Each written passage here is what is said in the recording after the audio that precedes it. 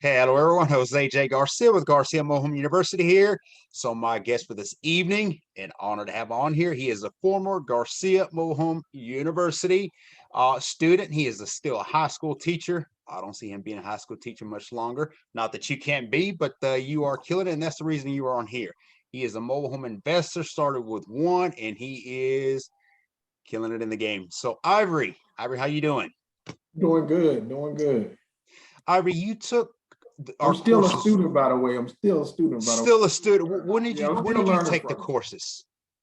when did I take them? Yeah, originally. Was that last year or?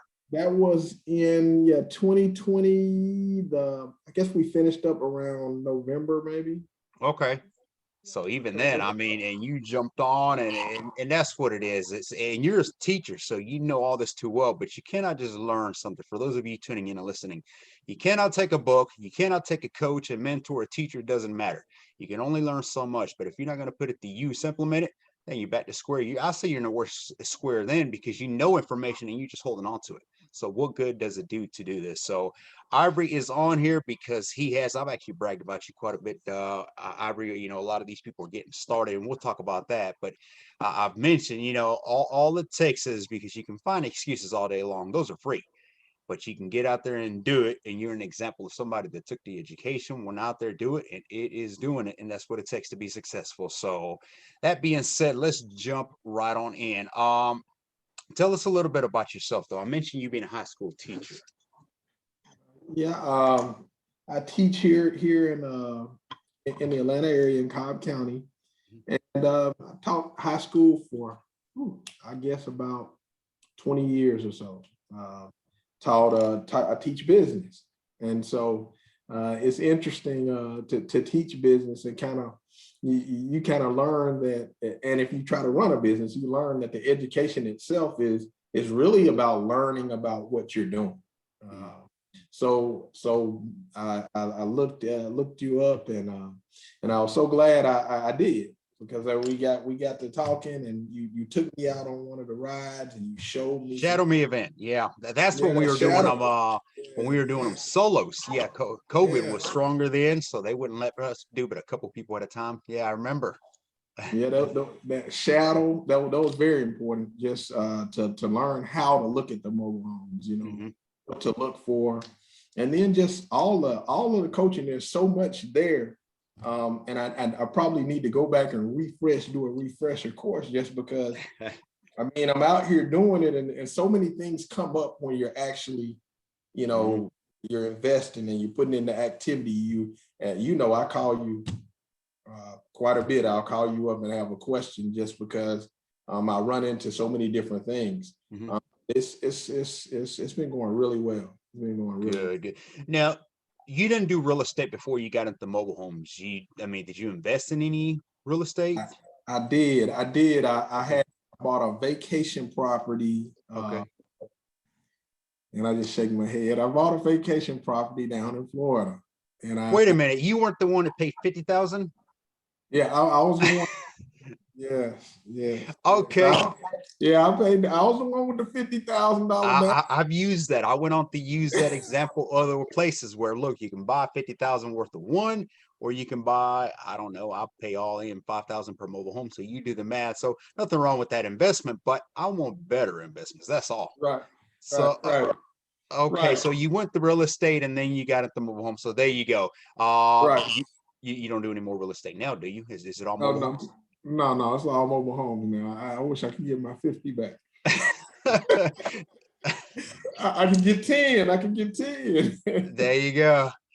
So what have been some of the challenges that you encounter when you first, because you said something, and that's something that a lot of people have this belief that, well, I got to learn everything first.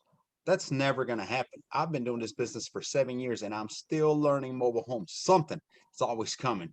You learn all you could while you took your courses and even your ride along event and the shadow event. But once you got out there, you still ran through those, oh my goodness moments. Those are there. We can't teach you those. Those are going to happen as they come along, because no deal is the same deal. No investment, no rehab is the same. You just take them as you go along and you learn from those. But what were some of the challenges when you did learn and you went out there to take on your first mobile home? I guess one challenge was just making sure that you know have your documentation together.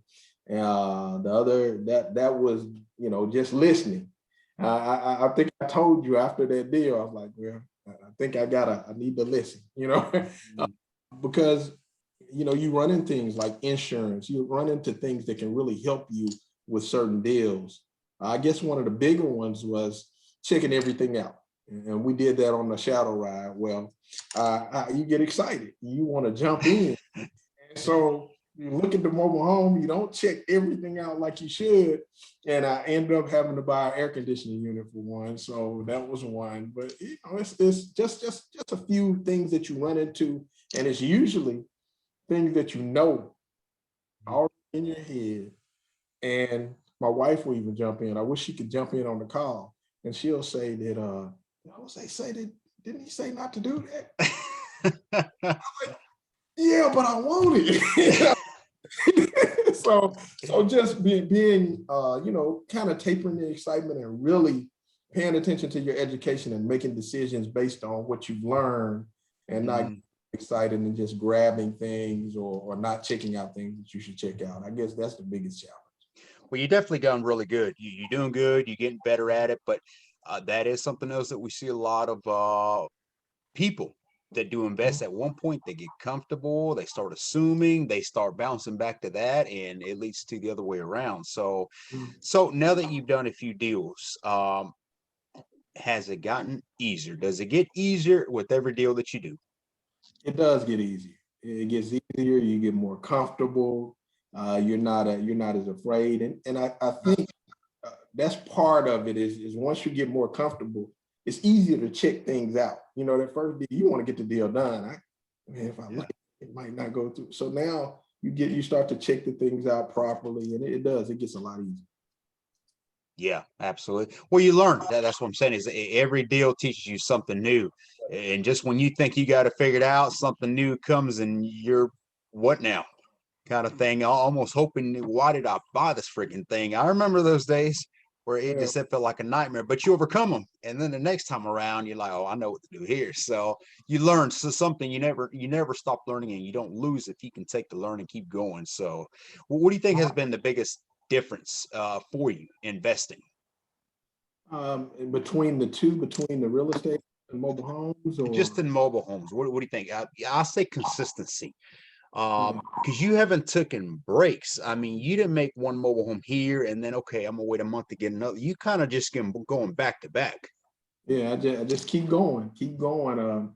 Right now, I think I'm about to make a deal on 2 Friday. So I said I got to really start looking for the next one. Want to keep it going, just keep it going, and Well, build. I got about 100 of them. Don't forget. So if you need I one, know, I know. I'm way behind. I'm way behind, but I'm working hard. I'm working hard. listen to what he just said. I have two. I'm closing Friday, which is a couple days away, and I'm way behind. That's what's getting Ivory where he is at. He is staying hungry. He's not losing steam like a lot of people. Oh, it's time for vacation. You can take a vacation, but you better get back right at it. And I think he did just take a vacation. So you're right back at it, and that's what you got to do. You got to keep on going. Don't worry about vacation. That's another one I ran into. So I think I called you on that when I was on vacation, and one really close to the house. There's a mobile home, and I've been talking to the buyer since like September.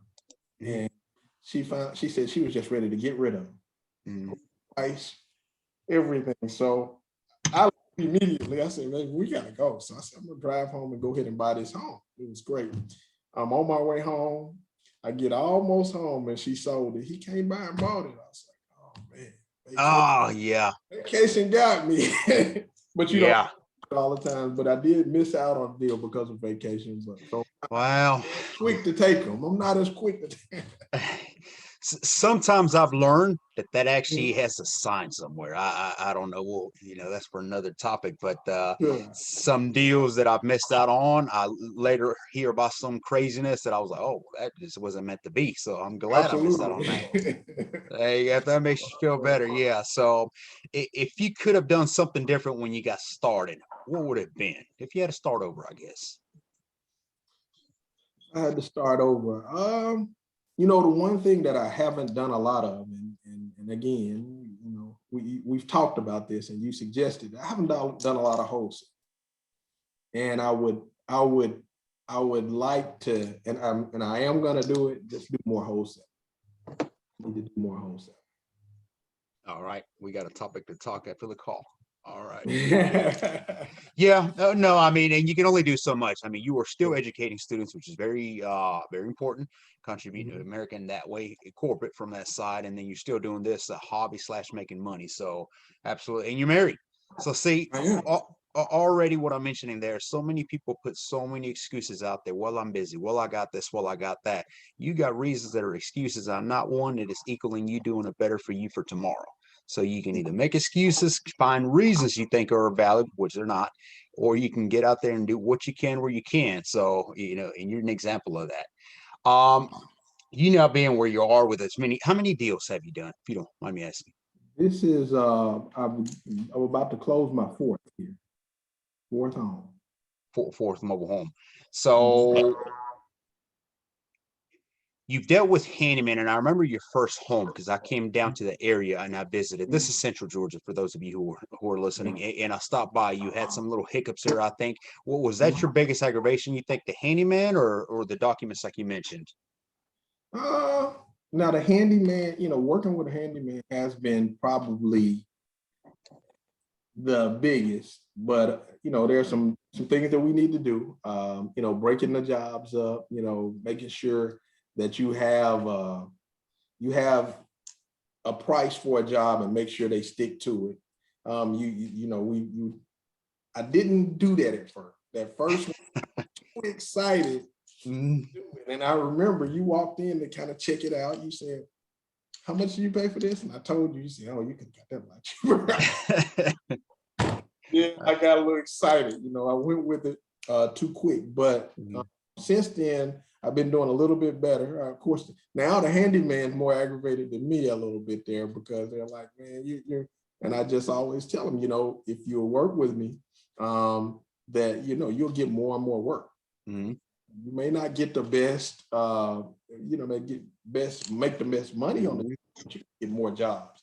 And so that's what I'm doing now, as I was asked to do in the first place, or suggested in the first place. And the first time I just jumped on, but it's been working. And then you end up seeing that you end up with more handymen to work with. So I got a couple that I'm working with now, and in different areas. So I'm starting to get set up in different areas versus just being, you know, having a handyman that has to drive everywhere using the same one. There you go. Absolutely. Yes. I forgot about that. I don't even remember what it was, a condo, a house, whatever, the 50,000. So Yeah. I completely forgot that was you who had done it. Like I said, I made examples on that one, but Yeah. you've seen ROIs, the return on your investments on mobile homes. How happy would you say based on those numbers that you see? You know, I'm extremely happy. I talk about it all the time. I mean, I talk about it to everybody. Like, why are you doing that? You know, the return on the investment on a mobile home versus what you're about to do, a house, it's just so much bigger. I mean, the one I'm about to sell Friday, it's 100%. And I literally walked in, bought it, looked at it, and put it up on market. That's it. Oh, I know which one you're talking about. Yeah, Yeah, you hooked me up with that deal, man. And you get lucky like that sometimes. Yeah, You'll find some of those that need maybe a little bit of sweeping, maybe mopping, and anything you do, you just overdoing it. So there's no sense in that. Yep, absolutely. I actually invested in that same investor's other one. The other unit that you saw, that one is on the market now. It is fully rehabbed. It's moving ready now. So yeah, Wow. we took it on. I might forward you that link over so you can check it out because you saw how nasty it was. I So saw it. Yeah. absolutely. So there's a lot of people that want to get into this. The market is definitely growing. Mobile homes have been growing. It's always been there, but it's been low key. What do you say to somebody who is hesitant to get into the game? I just think it's something you really need to jump into. One of the things I was doing, I was looking for something to invest in, And you know, I did the condo, and that was, I actually refied my house, took money out, used that money to get the condo, and then still I'm wondering, you know, how am I going to make, how can I do another? You know, how can I get enough money to continue to grow this business and get where I want to, so I can sit down and only run this business versus continuing to be in education until I'm, I don't know, 65, 70 is when I afford to quit. And so what I found is, you know, you can build off deals here with the ability to be all in such a lower amount. You get the money even from a down payment. If you do an RTO, you can roll that right into the next deal and keep rolling. There you go. And that sort of return on investment is so good that the investments you make will pay you enough to continue to build your business. And there's not that much out there like that. Everybody's talking about a great investment of making 12 to 15%. When I look at them like, man, what about 80 to 100%? I wasn't going to toss that in there, but good. I'm glad you did. And those are low numbers, by the way, he's talking. So, but that's good. Right. So you mentioned, and real quick, I want to add to that is you refinance your home to have some money to go invest in a piece of property, real estate, whatever it was. That's good. Right. A lot of people don't realize that when you create a lot of these RTOs, these notes, you can actually take that same note that is producing a positive, passive, and you can go get a loan against that when you have X amount of them. So it's more money that you can keep on getting over and over. Just, you know, there's ways to get creative with your financing. So yeah, no doubt. And I mean, when you have the amount of money that you do in a mobile home and get a down payment that almost covers all the money you have in it, if not all, sometimes you got no money into it. And it is an infinite return at that point immediately. So absolutely. Many people talk about how hard it is to invest in mobile homes. I recall when it was harder for me when I got started, but do you think everyone can invest in mobile homes? I do. I don't see it as hard at all. I haven't seen that part. It was actually easier than I thought it was. I thought it was going to be much more difficult. And I guess once, because I had help, you know, I was sitting there, I was trying to do this before I called you, and I didn't know what to do. I guess that was the biggest issue with this is so hard is, first off, I didn't know what to do. But once I learned what to do, and I had, you know, you helping me, you brought me deals. So that being able to, with it, you have a group where you put deals out there for us as investors. And with that being in place, I mean, there's no excuse. Yeah. I mean, it's really, it's not hard at all. I haven't seen the difficulty at all.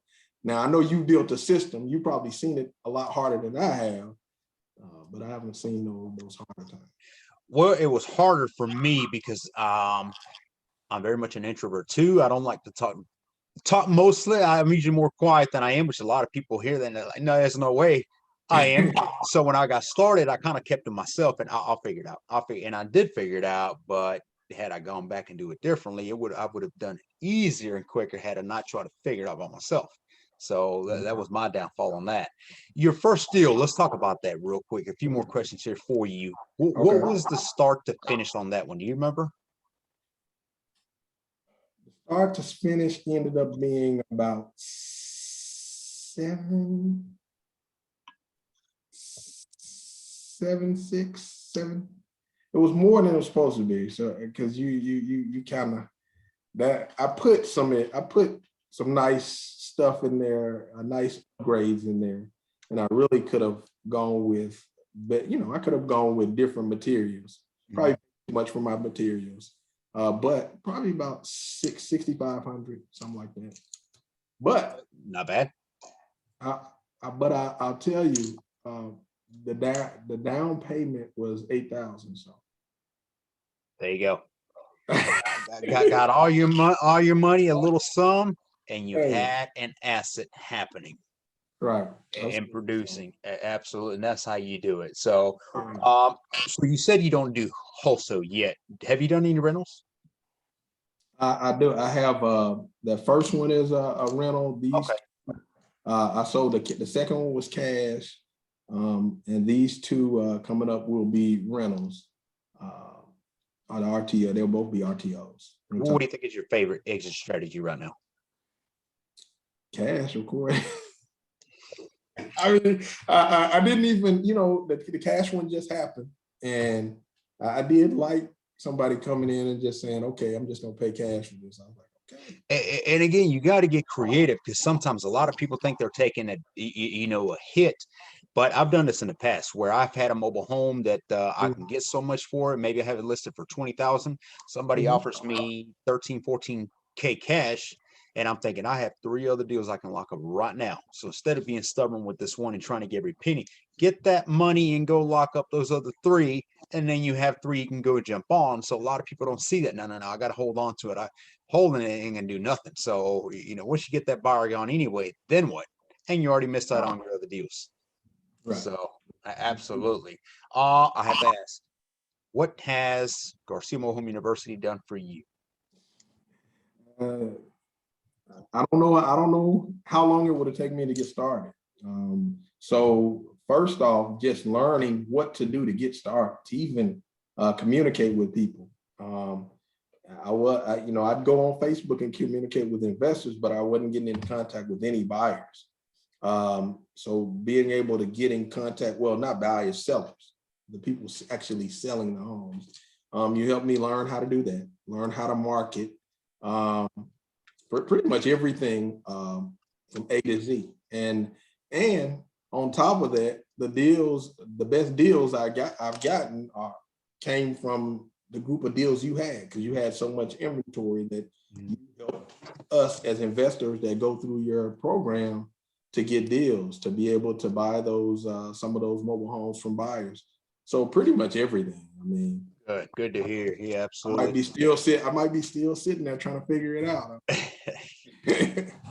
Good, absolutely. So, people are going to look up to you now here. They hear the deals you're doing, the way you're carrying yourself. Obviously, confidence is there, is growing, and that happens over time.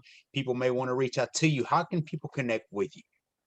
Anytime they can give me a call, or they can definitely email me. My phone number is 770-241-7516. And my email is iandlinvesting30@gmail.com. So They have it. Now, most people would just throw the number out there. So this just shows Mr. Ivory willing to give back. So that is awesome. And I will link those to the bottom of this video for those of you tuning in. If you do want to reach out to him, he's a busy man. So keep that in mind. Be mindful of his time. But he can definitely give you some advice that you otherwise can't just figure out somewhere. Any last encouraging words, Ivory, for people tuning in?